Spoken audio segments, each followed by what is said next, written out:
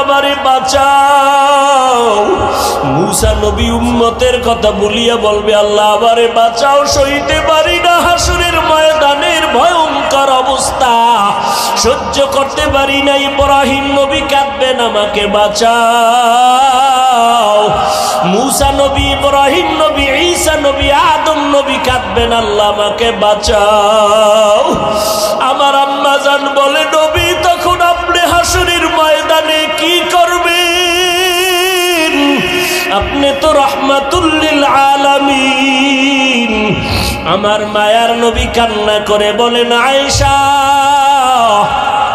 ওই সময় আমি উম্মতের ভুলে যাব না রে আয়েশা।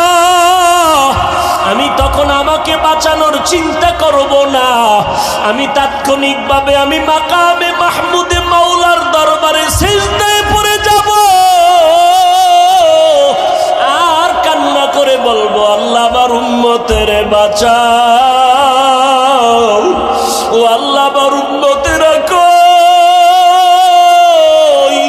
আমার একটা উম্মতের যেন জাহান্নামে না যায়, জাহান্নাম থেকে বাঁচাও। আমার একটা উম্মত জাহান্নামে গেলে আমি জান্নাতে যাব না।